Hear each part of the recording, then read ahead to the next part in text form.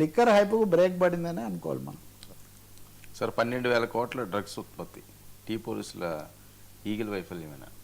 నిజంగా అండి. అదే ఇప్పుడు డ్రగ్స్ దీని గురించి చాలాసార్లు మాట్లాడాము. ఎవరో యాక్టర్ అక్కడెక్కడో దీంట్లో చేశారని, వాళ్ళకి పరీక్షలు నిర్వహించారని ఛానల్స్లో ఓ రోజుల తరబడి పత్రికల్లో పేజీలు నిండా ఇదంతా నడిచింది. ముఖ్యమంత్రి రేవంత్ రెడ్డి అయితే అసలు ఎక్కడైనా డ్రగ్స్ అనే మాట లేకుండా అసలు ఆయన మాట్లాడు డ్రగ్స్ పిల్లలు విద్యా సంస్థల్లో చేయటము ఇవన్నీ. ఇప్పుడు నిన్న కాక మొన్న అనుష్క వాళ్ళ ఘాటీ సినిమా క్రిష్ జాగర్ల దాంట్లో అది ఒక విధంగా పుష్ప రెడ్ శాండ్తో ఎర్రచందనంతో చేసినట్టే ఇందులో డ్రగ్స్తో ఎలా చేయిస్తున్నారు అనేది ఇతివృత్తం. సో దీంతో డ్రగ్స్ చాలా ఇబ్బంది. మీరు డిస్క్లైమర్ ముందుగా ఇదంతా కాదని మీరు ప్రకటిస్తే తప్ప కుదరదని ఈగిల్ ఘాటీ సినిమా మీద చాలా అభ్యంతరాలు పెట్టి అది నడిచింది అంతవరకు. సరే సినిమా మీద మళ్ళీ ఇంకోసారి చూసుకోవచ్చు. కానీ ఇప్పుడు మహారాష్ట్ర పోలీసులు వచ్చి చెర్లపల్లిలో ఈ ఫామ్, దాని పేరు కూడా వాగ్దేవి అనే పేరుతో ఉంది ఆ ఫామ్, అదేమో వాగ్దేవి పేరుతో డ్రగ్దేవి సంస్థ అక్కడ నడుస్తుంటే ఎందుకు వీళ్ళందరూ కనుక్కోలేకపోయారు? లేకపోతే కనీసమైన ఇది కొరబడిందా? దానికి సంబంధించిన ఓలేటి శ్రీనివాస్, విజయ్ శ్రీనివాస్ ఇంకో పేరు కూడా ఉంది. అతన్ని గతంలో 2 సార్లు ఇలాంటి దాంట్లో పట్టుకున్నప్పటికీ కూడా లైసెన్స్లన్నీ సక్రమంగా ఉన్నాయని వదిలేశారు.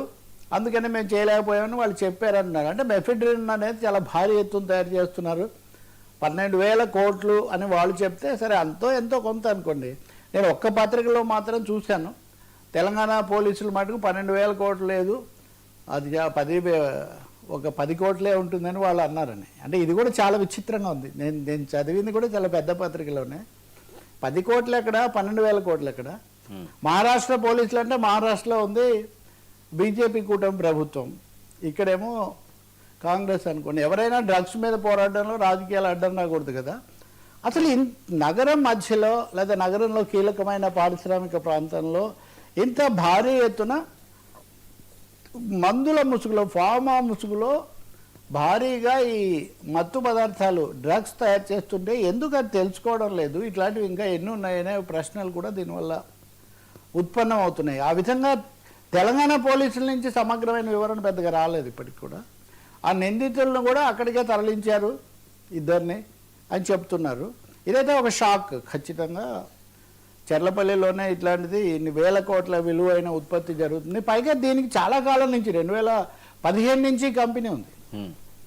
ఇది ఎప్పటి నుంచి జరుగుతుంది ఖచ్చితంగా అనేది ఒక విషయమైనా 15 నుంచి అంటే 10 ఏళ్ళ నుంచి అది ఉంటే ప్రభుత్వాలు కూడా చాలా మారాయి, చాలామంది పోలీస్ బాసులు మారారు. అప్పటి నుంచి ఇప్పటి వరకు డ్రగ్స్ విచారణలు ఇవన్నీ జరుగుతూనే ఉన్నాయి. మరి ఉత్పత్తి అక్కడే పెట్టుకొని అంటే ఒక వాదన వచ్చింది, గతంలో డ్రగ్స్ అనే హడావుట్ జరుగుతున్నప్పుడు మీరు ఎంతసేపటికి చెక్ పోస్టుల దగ్గర బార్డర్స్ దగ్గర చెక్ ఎక్కువ పెడుతున్నారు. నిజానికి అది అంతర్గతంగానే ప్రోడక్ట్ ప్రొడ్యూస్ అయ్యి డిస్ట్రిబ్యూట్ అవుతుంది, దాన్ని ముందు అరికట్టండి అనే మాట చాలాసార్లు వచ్చింది నిపుణుల నుంచి లేకపోతే పరిశీలకుల నుంచి.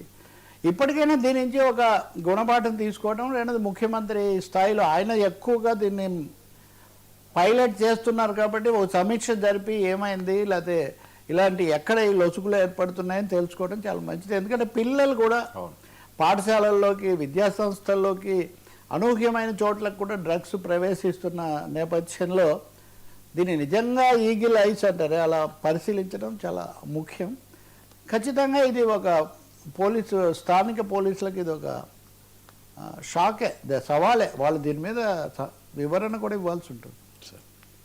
సార్ దేశమంతా ఈసీపై బిగ్ వార్, సరకు ఆర్ఎస్ఎస్ మద్దతు. అంటే ఇప్పుడు బీహార్